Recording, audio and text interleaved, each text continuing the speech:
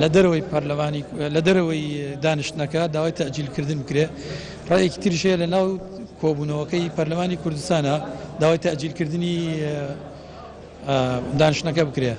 بەڵام پەیڕۆپرۆگرام ڕێگە نادا بۆی کە پەیڕۆپرۆگرامی پەرلەمان ڕێگە نادا بۆی کە لە دەرەوەی دانیشتنەکە تەجیل بکرێت، بەڵکو بێ دانیشتنەکە بکرێت لە ناو دانیشتنەکە یەک لە سەرسەی پەرلەمانتاران داوای تەجیلکردنی بکەن ئەمجا تەجیل بکرێت. ئەوە ڕێیە سابتەکەیە تا ئێستا بڵێن قانونیەکەیەتی ئەمێنێتەوە سەرەوەی کە کێ داوای تەجیل بنەکەن. لە ڕاستیە پارتی دموکراتی کوردستان بە ڕسمی ئێستا فراکسیۆنەکان داوای تەجیلبوونی ئەو دانیشتناکەن.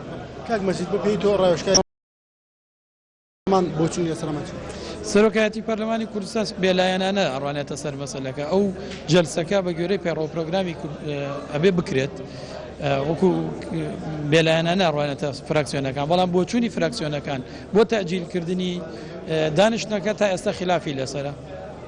بەڵام سەرۆکایەتی پەرلەمان دەتوانێت تەجیل بکات، سەلاحیەتی ئەوە هەیە، هیچ قسێکی لەو بارەوە کردووە کە بێ ئەنجام بدرێت یا خوددا بەو پێی کە دانیشتنەکە لەلایەن یەک لە سەرچواری پەرلەمانتاران بووە لەسەر داخوازی ئەم دانیشتنەی کە قرارە ئەمڕۆ بکرێت لەسەر داخوازی یەک لە سەرچواری ئەندامانی پەرلەمان بووە، نەک لەسەر داخوازی سەرۆکی پەرلەمانی کوردستان، بۆیە تەجیلبوونەکەیشی دەکەوێتە سەرەوەی کە بێت لەلایەن پەرلەمانەکانەوەدا. زۆرترین لایەنی فراکسیۆنەکان لەگەڵ کامەدان دواکەوتنەکەی یاخود ئەنجامدان زۆرترین لەگەڵەوان کە بچن کۆبوونەوەکە بکرێت وە هەرە بێ و کۆبوونەوە بکرێت، بڵێن جەلسەی ئەمڕۆ ئەبێ هەر بکرێت، بەڵام لەسەرەوەیە کە ئایا چۆن داوا بکرێت. تازەترین ڕێی لەسەرەوەی کە بکرێت ئەوەیە کە فراکسیۆنی پارتی یا 39 کەس یا چەند کەس لە فراکسیۆنەکان کە داوای چەند کەس داوای تەجیلبوو نەکات بە نووسراوێکی ڕسمی بیداتە کۆبوونەوەکە و لە کۆبوونەوەکە تەرح بکرێت کە ئەو کۆبوونەوە تەجیل بکرێت.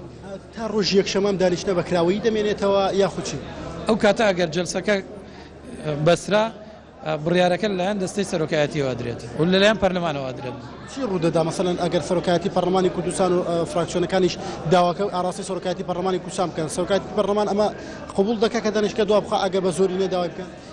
وەگوڕ باسم کرد ئەگەر لەسەر داوای یەک لە سەرسەی پەرلەمانتارەکان داوای تەجیلکردن کرێ حتمما تەجیلەکرێ و ئامانجیش لە تەجیل بوونەکرێ لەسەر خۆتان نەزان ئەوەیە بۆ سازانی لایەنەکان لە دەرەوە بۆی ئەو پرۆژە یاسایی کە ئامادەکرێ ئەو ڕێکەوتنێکە لە دەرەوە ئامادەکرێت دوجار بێنێتەوە ناو پەرلەمان و پەرلەمان لەسەر ئیشوکارەکانی خۆی بەردەوام بێت بۆ خوێندنەوەی یاساکان یا ئەو بۆچوونانەی کە لە دەرەوەی لایەنە سیاسیەکان دەیدەنە لە ڕێگەی فراکسیۆنەکانە دەیدەنە پەرلەمانی کوردستان.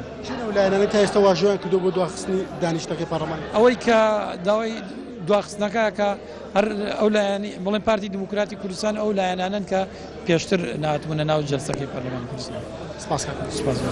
بەڵێ مرادەوەی کە جۆ لێ بووەوە بۆچوونی ڕاوێژکاری ڕاگەاندنی سەرۆکایەتی پەرلەمانی کوردستان بوو کە باسەوە دەکات لە ئێستادا لە نێو فراکسیۆنەکان و کۆبوونەوەی فراکسیۆنەکانی بوون بە دوو بەرە بەرەیەک داوای دانیشتەکە دەخەن بە واژۆ کۆ بگرێتەوە بۆی دانیشتەکە دوا بخرێ بەرەیەک شان دەڵێن بۆی دانیشتەکە ئەنجام بدرێت. هەتا ئێستا ئەمە یەکلایی نەبووەوە بێ زانیاریەکانی ئێمە ئێستا سەرۆکی فراکسیۆنەکان لەگەڵ